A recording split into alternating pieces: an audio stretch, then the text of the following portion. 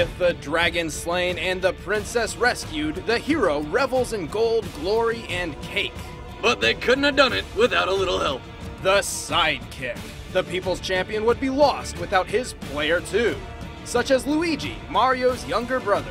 And Tails the Fox, Sonic's deformed flying stalker. Now, we have already proven that standard Mario and Sonic series power-ups perfectly counter each other, so, to not waste time, we're giving these second strings only what is unique to them. He's Wiz and I'm Boomstick. And it's our job to analyze their weapons, armor, and skills to find out who would win a death battle. After clobbering Koopas, besting Bowser, and saving the princess, who gets all the credit? Mario, of course, leaving his lanky brother with rejected sloppy seconds. No doubt Luigi has it rough. Despite being born as one of the 7-star children destined for greatness, it's not easy being second fiddle to the most popular character in video game history. Yet, he doesn't seem to mind. Like a good sidekick, Luigi exists only to help Mario, never asking for his own slice of the cake. So he's pretty much a slave. In a way, but this devotion makes him the perfect teammate, helping to save the Mushroom Kingdom time and time again. What did Mario do to him to make him so obedient? He's gotta have some serious dirt from their childhood.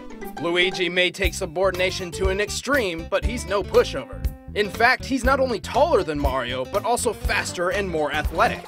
He can jump over 6 feet higher. Plus, after studying Yoshi's superb jumping ability, Luigi developed his own variant of the dinosaur's floating technique, the scuttle jump. His abilities don't end with the mid-air hustle. Luigi has plenty of powerful attacks, each of which, if pulled off perfectly, increase their damage for quick KOs. The spinning Luigi Cyclone, the rocketing green missile, and the super jump punch, which can send his foe up into the air so high, they never come back down.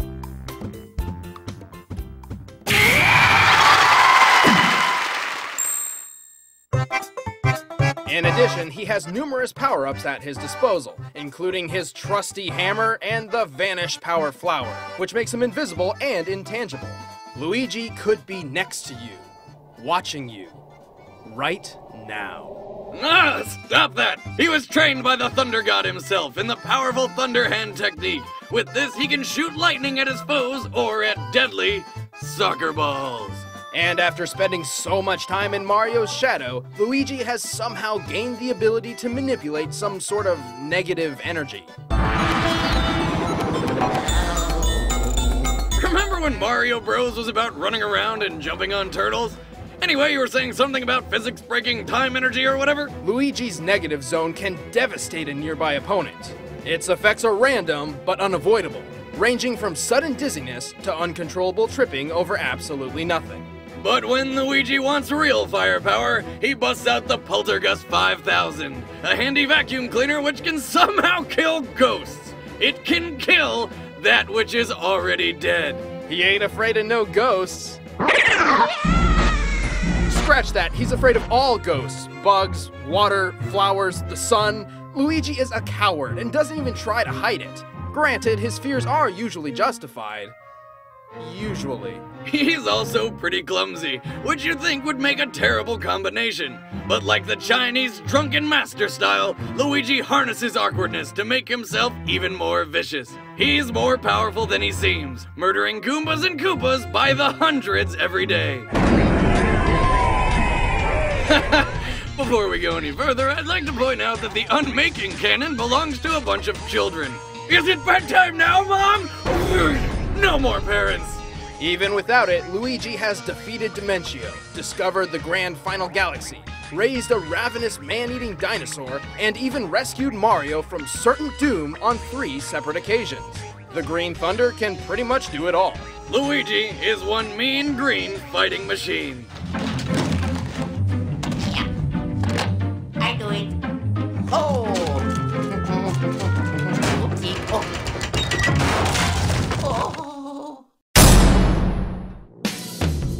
All systems go, full speed ahead. Born the very same day Dr. Eggman began his robot-powered takeover of the world, Miles Prower. I get it! Miles per hour! Creativity like that is why Sega's still making consoles. Miles was awkwardly born with 2 tails. mere minutes after being welcomed into the world, Eggman's deadly forces made Miles Prower an orphan. Whoa, that's pretty fucked up. 8 years later, and after some much-needed counseling, Miles stumbled upon a broken-down biplane and happily repaired the whole vehicle on his own. Well, of course, just like all walking, talking, adolescent two-tailed foxes can. Anyway, turns out the airplane happened to belong to Miles' personal idol, Sonic the Hedgehog. What are you doing? Why Sonic needed a plane in the first place is beyond me, but whatever. It was Sonic who first suggested that Miles' birth defects could be used to fly by spinning like helicopter blades, which is obviously impossible as they could never create lift when just tangled together. What? And so, Sonic gave his rotary ass the oh-so-obvious nickname he deserved. Tails. Well, that's stupid. That's like if you were named Boomstick because you just like shotguns. Don't be fucking ridiculous, Wizard. Anyway, aside from flight, Tails' copter butt blades are strong enough to bust metal, and he can use them like the turbine of an engine to keep up with Sonic's super fast speeds. He can almost reach the speed of sound. Tails pledged himself to Sonic's freedom-fighting cause against Dr. Eggman, and the two quickly became friends, almost like brothers. They also shared a sort of teacher-student relationship, though it wasn't always clear who was the student. It was Tails who invented the famous spin dash, not the Speedy Hedgehog. Tails is a genius and a master mechanic. He's so much smarter than Sonic that he actually learned how to swim. He has built several planes and combat mechs and has numerous gadgets on hand, like the projectile ring, which can pull or latch onto objects, almost like a grappling hook. But despite being a super geek, he really likes to blow shit up. He carries a huge supply of bombs. Big bombs, napalm bombs, remote bombs, flashbang grenades, bombs shaped like magic rings, bombs shaped like mice, bombs shaped like your mother, you name it, he's got a bomb like it. He also wields the Magic Hand, a long-range comical punching weapon, and the Energy Ball arm cannon, which is ripped straight out of Mega Man. He built all this himself, but never a device to breathe underwater. Kinda dropped the ball there, sidekick. Unlike Sonic's speed-blitzing battle style, Tails relies on logic and tactics in a fight. His shield bot fortifies his defenses, and his Medibot heals wounds over time. But he's a total wimp. He can't fly forever, and if Sonic's not around to hold his hand, he's scared of pretty much everything. After a good thunderclap, you'll find him shivering his spinny ass off in the bathtub. Right, we should hurry. Well, he is only 11 years old, and the feats he's accomplished at his age are beyond impressive.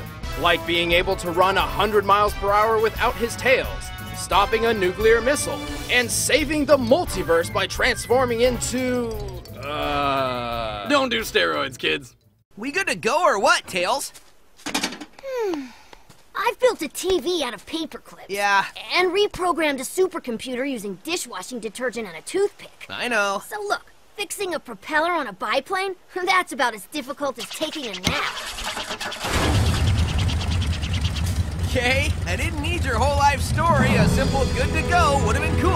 All right. Good to go! Cool! All right, the combatants are set. Let's end this debate once and for all. It's time for a death battle!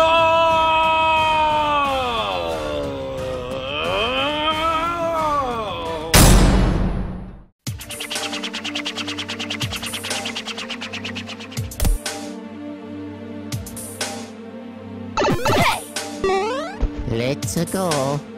Forward!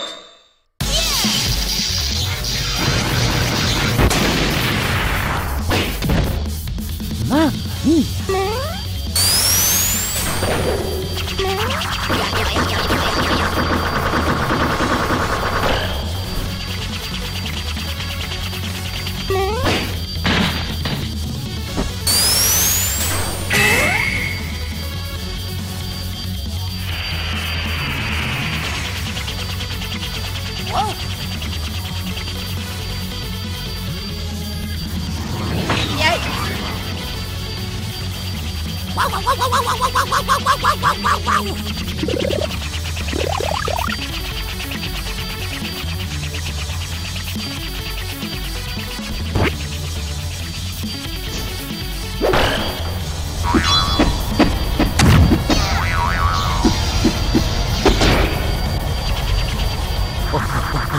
Got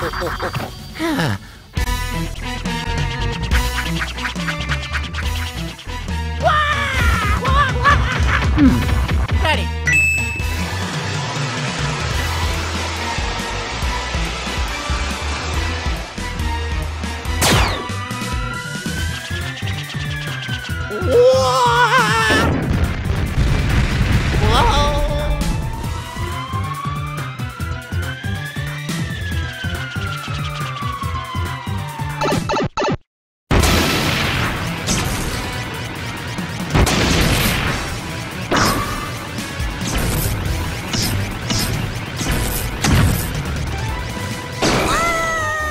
Luigi, gotcha.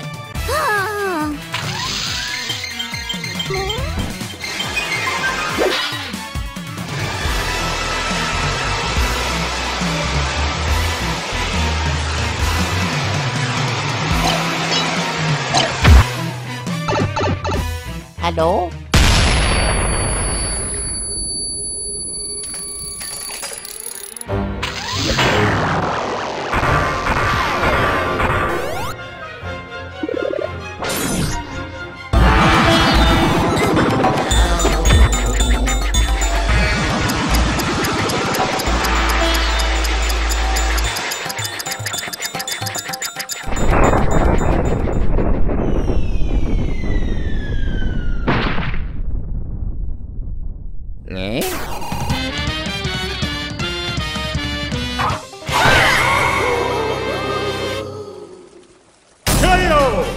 Well, there goes the year of Luigi. While Luigi technically has more combat experience and has survived being Nintendo's whipping boy, Tails' skills and arsenal were more than the green-capped plumber could handle. His training with Sonic makes him faster, and his superior mobility gave him complete control over the battlefield. Also, he has an outrageous IQ of 300, which is about as much as Albert Einstein and Stephen Hawking combined.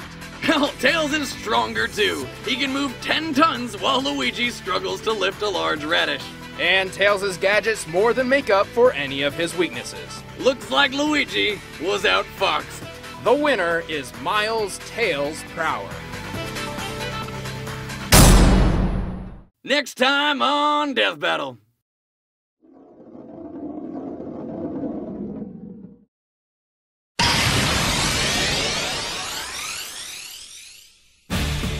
Have an idea for a death battle? Let us know in the comments below. And don't forget to like the video, subscribe, and show it to your friends. Thanks for watching.